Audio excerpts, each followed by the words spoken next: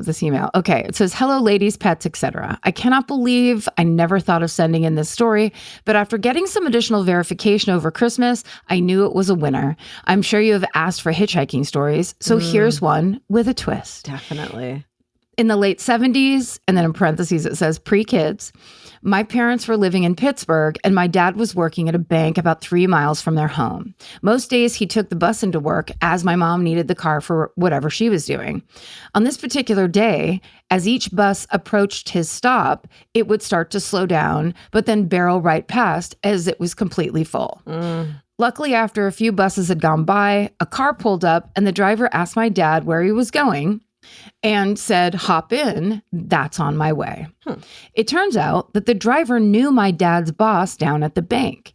As they were chatting, my dad asked him his name and where he worked, and the man told him his name was Fred and that he worked at WQED, which was the local PBS affiliate. Fred dropped him off at the bank, and my dad went about his morning. And later that day, his boss stopped by since he had heard about my dad's morning commute. Asking if he knew who had given him a ride, my dad's response was Fred. His boss exclaimed, not just any Fred, Fred Rogers, Mr. Rogers from Mr. Rogers' Neighborhood. Oh my God. Mm-hmm. Oh my God. Are you actually crying? I know, but I'm like, Oh. I don't cry, but I want to. You can't. You will someday. Yeah. The show was already very popular, but without any kids, my dad had no clue who Fred Rogers was.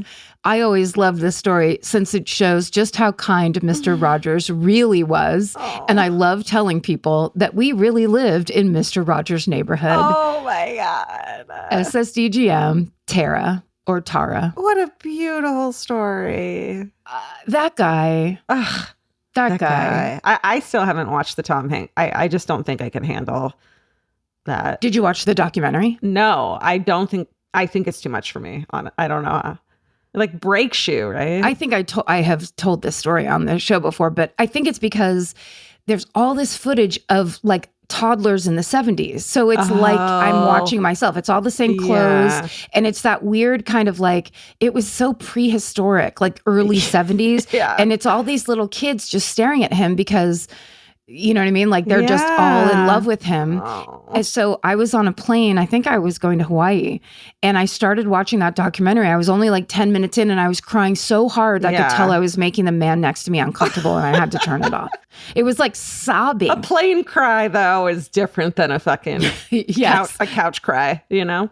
There's a weird catharsis on a plane, but also there's something about Mr. Rogers where it's like, it's kind of like watching a documentary about Jesus having a job at the public television station in Pittsburgh. I believe in Mr. Rogers way more than I believe in God, for sure. Yeah. Yeah. Well, he was doing the Lord's work, That's really. right. Just like we are. That's just like kidding. Just kidding. Anyway, as Mr. Rogers would say at the end of every episode, stay sexy and don't get murdered. Goodbye. Goodbye. Yeah. Elvis, do you want a cookie?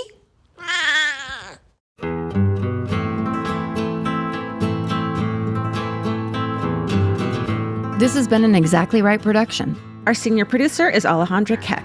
Our editor is Aristotle Acevedo. This episode was mixed by Liana Squilacci. Email your hometowns to myfavoritemurder@gmail.com. And follow the show on Instagram and Facebook at myfavoritemurder and on Twitter at myfavemurder. Goodbye.